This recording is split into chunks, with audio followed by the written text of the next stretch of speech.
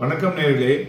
Psychology of இன்வெஸ்டர்ஸ்னுடைய shape வந்து பார்த்திங்கன்னா, அது வந்து எப்படி வந்து மார்க்கெட்டில் உள்ள பிஹேவியரில் அவுட்கம்ஸ் வருது அப்படிங்கிறத பற்றி தான் நம்ம இன்றைக்கி பேச போகிறோம். மீனிங் என்னென்னாக்க, இன்வெஸ்டிங்கில் பார்த்திங்கனாக்க சில பேர் நிறைய வந்து ஒரு காஷன் எக்ஸசைஸ் எல்லாம் பேஸ் பண்ணி அனாலிசிஸ் ஸ்ட்ராட்டஜி எல்லாம் யூஸ் பண்ணுவாங்க.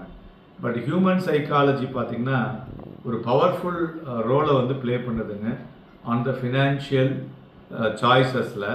ஸோ அதனால் either seasoned professional or beginners, so அவங்க வந்து பார்த்திங்கன்னா எப்போதுமே ஏதாவது ஒரு பயஸ்குள்ளே உள்ள போய் மாட்டிப்பாங்க, அதுக்கு அதனுடைய சக்தியில் மாட்டிப்பாங்க. ஸோ அதுமாரி பார்க்கும்பொழுது ஒரு காமனாக இருக்கக்கூடிய ஒரு கன்ஜிட்டிவ் பயஸ் இன் இன்வெஸ்டிங் அப்படின்னு சொல்லுவாங்க. அதை பார்த்திங்கன்னா முதலாக சொல்லக்கூடிய பயஸ் என்னென்னா ஓவர் கான்ஃபிடென்ஸ்.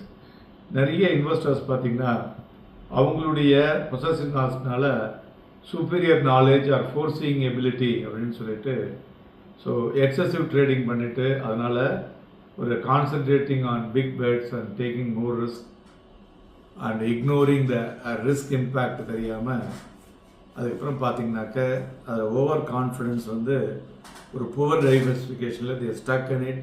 அவங்களுடைய மார்க்கெட் மூவ் வந்து அன்எக்ஸ்பெக்டடாக போய் ஒரு மாதிரி நின்று போயிடும். இதுதான் ஓவர் கான்ஃபிடென்ஸ் பயஸ். ரெண்டாவது வந்து ஹேர்டு மென்டாலிட்டி. நிறைய பேர் பார்த்திங்கன்னா ஃபாலோ த க்ரௌடு அப்படிம்பாங்க. மற்றவங்க வாங்குறோம் அப்படின்னு நாங்கள் வாங்குறது, மற்றவங்க விற்கிறோம் அப்படின்னு நம்ம பேனிக்காகி விற்கிறது. இந்த ஹேர்டு பிஹேவியர்னால பபுள்ஸ் அண்ட் கிராஷஸ் நடக்கிறது, அதுதான் முக்கிய காரணம்.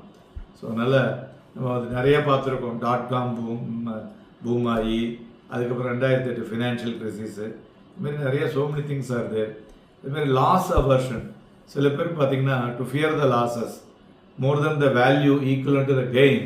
அவங்க வந்து பார்த்திங்கன்னா இன்வெஸ்டர்ஸ் வந்து ஒரு லூசிங் ஸ்டாக்ஸை ஹோல்ட் பண்ணிகிட்டே இருப்பாங்க, ஹோப் ஆஃப் ரெக்கவரி. அது ஃபர்தராக வந்து ஒரு 10,000 ரூபா இன்வெஸ்ட் பண்ணிட்டு பார்த்திங்கன்னா அது 3,000 ரூபாய்க்கு வந்துருக்கும். ஸோ அதனால் ரீஅலோகேட்டிங் கேபிட்டல் எஃபிஷியன்சிங்கிறது வந்து ரொம்ப முக்கியங்க. அடுத்தது வந்து ஆங்கரிங் பயஸ்.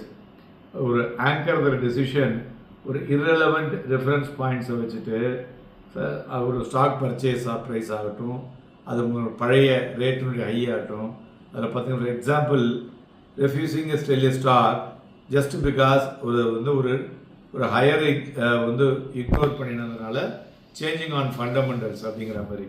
ஸோ அதனால் ஆங்கரிங் பைஸ் ஆல்சோ இம்பார்ட்டன்ட். இன்னும் நிறைய இருக்குது. நாளை தினம் அதை பற்றி பேசுவோம். நன்றி, வணக்கம்.